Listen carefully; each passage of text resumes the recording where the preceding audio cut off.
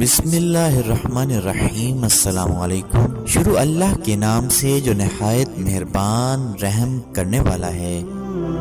نبی کریم صلی اللہ علیہ وآلہ وسلم نے فرمایا، جس قوم میں اللہ کی نافرمانی کے کام ہوں اور وہ انہیں روکنے پر قادر ہوں مگر منع نہ کرتے ہوں، تو قریب ہوتا ہے کہ اللہ اس سبب سے ان سب کو اپنے عقاب کی لپیٹ میں لے لے۔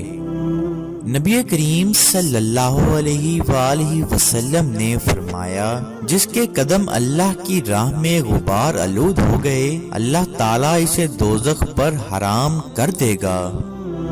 نبی کریم صلی اللہ علیہ وآلہ وسلم نے فرمایا، مومن بھلائی سے ہرگز آسودہ نہیں ہوتا یہاں تک کہ وہ اپنے آخری انجام جنت میں پہنچ جاتا ہے۔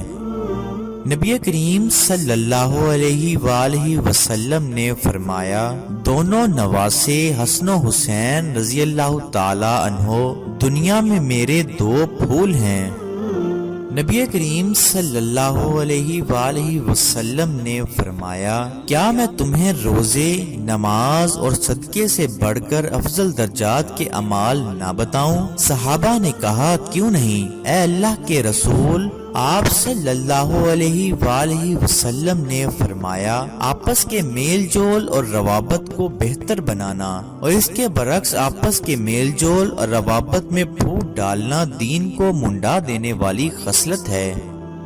نبی کریم صلی اللہ علیہ وآلہ وسلم نے فرمایا، ایک شخص کسی بھائی سے ملنے کے لیے گیا جو دوسری بستی میں تھا۔ اللہ تعالیٰ نے اس کے راستے میں ایک فرشتے کو اس کی نگرانی کے لیے مقرر فرما دیا۔ جب وہ شخص اس فرشتے کے سامنے آیا تو اس نے کہا، کہاں جانا چاہتے ہو؟ اس نے کہا، میں اپنے ایک بھائی کے پاس جانا چاہتا ہوں جو اس بستی میں ہے۔ اس نے پوچھا، کیا تمہارا اس پر کوئی احسان ہے جسے مکمل کرنا چاہتے ہو؟ اس نے کہا، نہیں، بس مجھے اس کے ساتھ صرف اللہ عز و جل کی خاطر محبت ہے۔ اس نے کہا، تو میں اللہ ہی کی طرف سے تمہارے پاس بھیجا جانے والا قاصد ہوں کہ اللہ کو بھی تمہارے ساتھ اسی طرح محبت ہے جس طرح اس کی خاطر تم نے اس شخص سے محبت کی ہے۔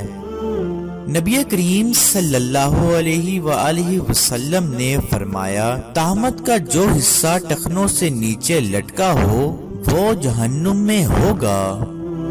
نبی کریم صلی اللہ علیہ وآلہ وسلم نے فرمایا، ایک شخص کا انتقال ہوا، قبر میں اس سے سوال ہوا، تمہارے پاس کوئی نیکی ہے؟ اس نے کہا، میں لوگوں سے خرید و فروخت کرتا تھا، اور جب کسی پر میرا قرض ہوتا تو میں مالداروں کو مہلت دیا کرتا تھا اور تنگ دستوں کے قرض کو معاف کر دیا کرتا تھا، اس پر اس کی بخشش ہوگی۔